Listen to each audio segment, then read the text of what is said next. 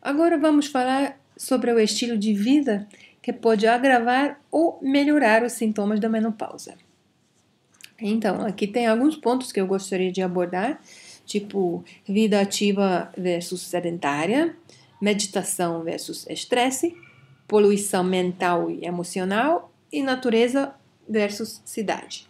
Então, vamos abordar cada ponto. A vida ativa, no módulo exercício, já falamos sobre os efeitos positivos de uma vida mais ativa. Os cientistas falam, é muito curioso, que a vida sedentária é pior do que fumar. Já pensou?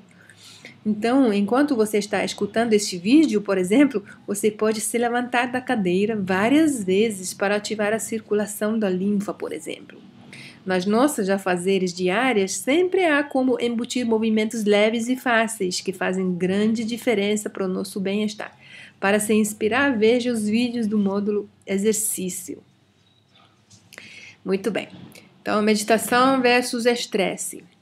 Para aliviar o estresse mental, que é a origem sutil de todas as doenças, é importante de meditar ou achar uma técnica para administrar essas tensões mentais. Se você ainda não sabe fazer, não se preocupe, porque no módulo de pensamentos você vai aprender. Por agora, só quero chamar a sua atenção para a importância de cuidar da nossa mente do jeito que nos cuidamos do corpo físico, aplicando os princípios de eliminar as toxinas e consumir coisas que nos nutrem, que já nos leva para o próximo ponto, que é a poluição mental e emocional. São os estímulos externos recebidos pelos nossos sentidos e as nossas respostas emocionais tóxicas. É importante de aplicar o discernimento na hora de escolher programas de televisão, por exemplo, artigos em revistas, temas de conversas, pessoas para se relacionar e músicas para escutar. Tudo que está na frequência do amor, da harmonia e das ideias elevadas nos nutrem. Tudo que vibra na frequência do medo, da reclamação e do julgamento nos drena de energia. Gente, a televisão é a manifestação física e pura dessa questão. Então, a televisão, principalmente os programas de notícias, eles estão vibrando na frequência do medo, da reclamação e do julgamento que drenam as nossas energias.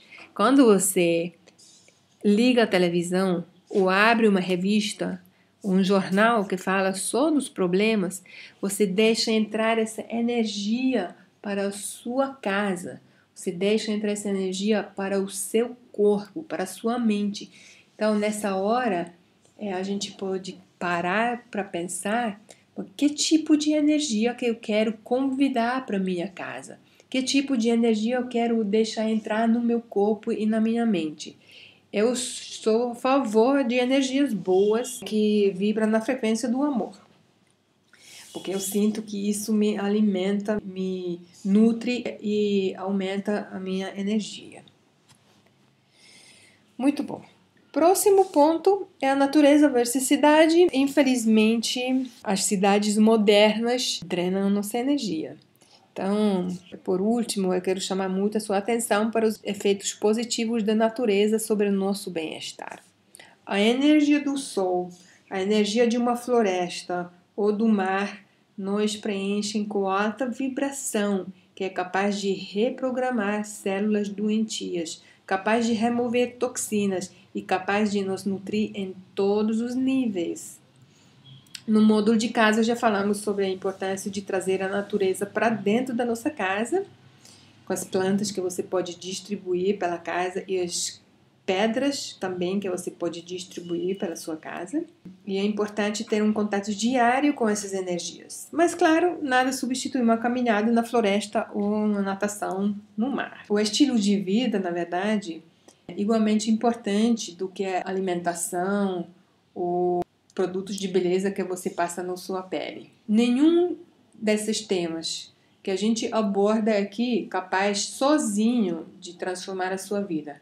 Mas quando você aplica todos esses princípios e todas essas dicas na prática, ao mesmo tempo você cuida de vários aspectos do seu corpo e da sua saúde. Por isso, quando eu recebo o pedido de ajudar uma pessoa a resolver uma questão séria de saúde, eu falo para essa pessoa aplicar essas mudanças em todos os níveis se ela quer ter um resultado mais rápido e mais transformador. Agora eu quero falar um pouquinho sobre os seios. É um tema muito importante que vocês vão ver, o tema vai aparecer em vários módulos, nos exercícios também, no módulo de sono. Eu quero falar sobre essa parte do corpo feminino que é o alvo de muitas autocríticas e que recebe muito pouco amor e mimo. Não é surpreendente para mim que a maioria das mulheres desenvolve câncer justamente da mama ou caroços ou algum problema nessa área do corpo. Então, as minhas recomendações para você evitar desenvolver problemas de saúde graves nessa área do seu corpo são os seguintes. Primeiro, não critique ou fale mal deles. Olha para essa imagem que eu coloquei aqui. Os nossos seios, o seio feminino, tem o poder de nutrir uma vida, a parte mais preciosa do nosso corpo. Eu desenvolvi respeito pelos meus seios justamente depois que o meu filho nasceu, porque eu vi que essa parte do nosso corpo é capaz de nutrir um bebê, capaz de trazer saúde e bem-estar para uma nova vida e até salvar a vida. E quando eu vi esse pequeno conjunto de tecidos e glândulas e pele e gordura capaz de fazer, eu tirei meu chapéu e realmente agradeci aos meus seios pela possibilidade de nutrir o meu filho. E depois disso, meu olhar mudou totalmente. E eu recomendo para vocês também, não importa a sua idade, não importa se você tem filhos ou não, os seios representam nutrição, nutrição em vários níveis. Quando a gente vê os nossos filhos sofrendo, a gente pega os nossos filhos, a gente coloca os nossos filhos abraçando eles no coração, no peito. Então, os nossos seios, além de dar alimento físico no início da vida, eles também dão proteção, eles dão aconchego, eles são a fonte de amor, calor humano. Então, respeita os seus seios, tá? Bom, uma forma de expressar seu respeito pelos seus próprios seios é não usar sutiã, ou usa o mínimo possível. O problema com o sutiã é que o uso do sutiã interfere na circulação de linfa ao redor dos seios. Se a gente interfere nessa função, na circulação da linfa, a gente pode acumular toxinas nessa área do nosso corpo. E a gente já sabe, toxina acumulada no corpo não é boa notícia. Então a gente tem que fazer tudo para apoiar a função natural da desintoxicação ou da eliminação de toxinas, tá? Então, no seu trabalho você precisa usar, tudo bem, mas assim que você chegar em casa ou nos fins de semana, evita o uso do sutiã, tá? A outra forma de cuidar dos nossos seios é a massagem dos seios, que já em 2 outros lugares, nos outros módulos já falo como fazer, na hora de dormir e no módulo de exercícios também. Recomendo fazer porque a gente, por incrível que pareça, a gente está muito preocupada com os nossos seios, com a aparência e tal, mas a gente não sabe como cuidar dos nossos seios. A gente não sabe que tipo de roupa usar para protegê-los, mas não interferir na fisiologia. A gente normalmente não coloca hidratante ou óleos essenciais nessa parte do corpo. A gente não faz movimentos especiais que ajudam a manter a firmeza dos tecidos dos seios e que ajuda na circulação sanguínea e da linfa, que a gente precisa aprender a saber cuidar dos seios. Outra dica importante para não fumar. Fumo interfere em todas as atividades bioquímicas do nosso corpo. O corpo feminino, por natureza, tem uma parte muito sensível a energias, nutrição e emoções, que são os seios. E a fumaça agrede muito a saúde dos nossos seios. Outra coisa que é importante é exercícios regulares, uma vida ativa, porque vida ativa significa circulação mais ativa e linfa mais ativa também. Então, isso é muito importante. Outra coisa, a gente precisa prestar atenção à comida que a gente come. Então, precisa evitar os refinados e todos os industrializados, porque as toxinas contidas nesses produtos, se a gente não consegue eliminar através de suor, exercício e bom funcionamento do fígado, ficam guardados, armazenados nos tecidos de gordura. E os nossos seios têm proporcionalmente maior quantidade de células de gordura. E por isso é um lugar, entre aspas, ótimo para guardar toxinas. Tá? Então a gente precisa tomar cuidado com esse tipo de alimentos. E mais uma dica sobre a alimentação, que a gente depois, num outro módulo, vai abordar com mais detalhes. A alimentação deveria ser baseada em plantas e água. Quero falar sobre a ocitocina, que é o hormônio do amor, do carinho e do abraço, que esse hormônio, normalmente a gente fala muito pouco, mas que é um hormônio que contribui muito para o nosso bem-estar geral. A ocitocina é produzida pelo hipotálamo e associada ao aumento do desejo sexual, orgasmo e bem-estar geral.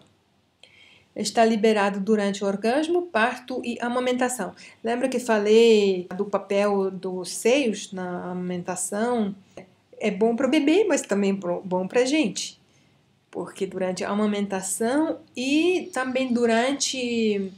Se o bebê não pegou o peito e você precisa tirar manualmente o leite, o efeito é o mesmo. Para o nosso corpo não faz diferença nenhuma. Então, de qualquer forma, você ganha produção de ocitocina. Muito bom.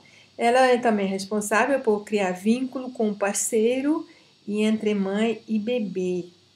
Então, a ocitocina está liberada enquanto você alimenta o seu bebê, e esse mesmo hormônio fortalece o laço entre você e o seu filho. É muito interessante isso.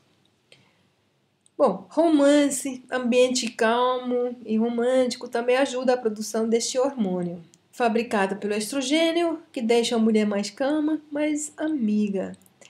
Ela reduz dores, tipo dores de cabeça, dores nas articulações e da TPM. Muito bom, ele também é chamado hormônio anti-estresse para a mulher. Muito bom. E já que falamos de ocitocina, agora vamos falar sobre os efeitos positivos do sexo que fazem parte da nossa saúde geral, saúde do corpo físico, saúde da nossa alma, da nossa mente. Só quero fazer uma observação aqui, que a maioria das culturas e religiões, a sexualidade é questão de saúde e não é questão moral.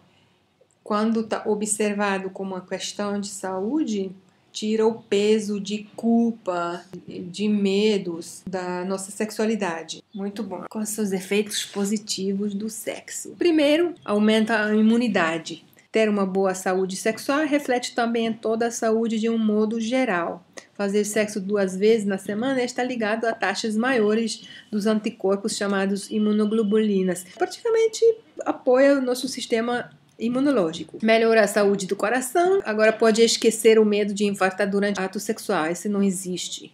Um estudo inglês concluiu que fazer sexo 2 ou mais vezes na semana reduz o risco de um ataque fatal de coração. O sexo também melhora a autoestima. Uma das razões que leva as pessoas a fazerem sexo é sentirem-se bem com elas mesmas.